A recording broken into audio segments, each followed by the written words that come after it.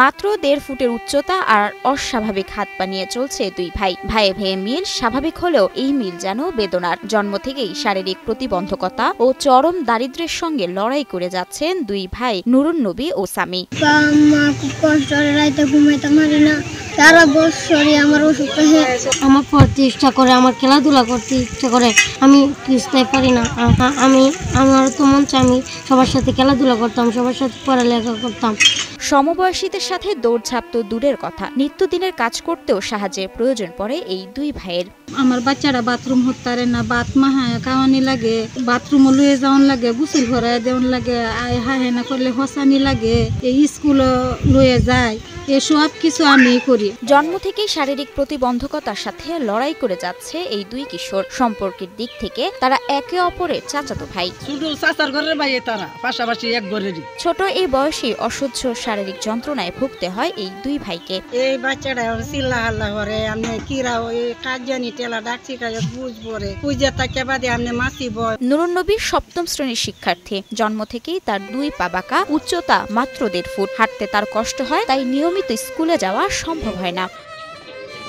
এ বয়সে হেঁটে দৌড়ে বেড়ানোর কথা হলেও মায়ের কোলে চেপে চলাচল করতে হয় নুরুন নবীকে। চলাচলের সমস্যা হয় সামিরও। আমার ছেলেটা লই আমি খুব কষ্ট করি, আমি কষ্ট করে স্কুলে যাই, আমার মনে হয় অপারেশন আছে দুইটা, মানে তো আমি কিনো করতে পারি না। অন্যদিকে ৫ম শ্রেণীর ছাত্র সামিরেরও জন্ম থেকেই হাত পা অস্বাভাবিক। এর সঙ্গে যুক্ত হয়েছে বাম পায়ের দুরারোগ্য রোগ। সবাই বড় হয়ে গেছে, চলতে পারে, আমি চলতে পারি না, আমার খুব কষ্ট হয়। নেত্রকোনার আটপাড়া উপজেলার বিষ্ণুপুর গ্রামের দিনমজুর মঞ্জু মিয়া ও রঞ্জু মিয়া দুই ভাইয়ের দুই ছেলে নুরুন নবী ও সামি। দিনমজুর পিতার আয়ে কোনো মতে খাবার জোটে, চিকিৎসা করানো তো দূরের কথা। আগে তো অত সম্পদ আসিন বেচে চিকিৎসা করছিল মানে তো বেড়া এদি বেনুতে গেছে গা কাজে, সারাদিনাতে আমি ৪৫০ আনবো, আইনা এই জিউতে রাত বাজার করবো না, এই চিকিৎসায় নিব।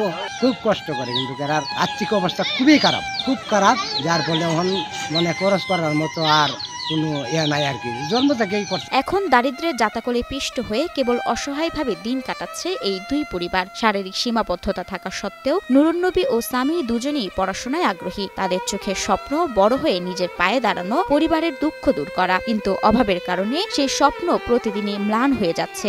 আমার ঘরটা খুব গরিব, যদি মেঘ আসে বৃষ্টি আসে তাহলে আমার আম্মা আব্বা আমার এই ঘর তো এই করে দৌড়িয়ে লয়ে যায়, বাতাসে ঘরটার ভাঙে গেল।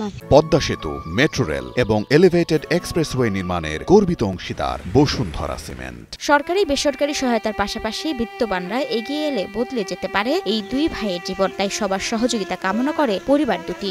মানুষ যদি একটু সহযোগিতা করতো তাহলে তো আমি চিকিৎসাটা করতে পারতাম। যদি একটু সাহায্য করতেন তাহলে আমার একটু ভালো হইতো। আমার একটু দয়া করে আপনারা দেখবেন, একটু সাহায্য যদি করুন। আমার তো একটা গদ্দর নাকি, আমার বাচ্চারা বাথরুম করাইতে পারি না।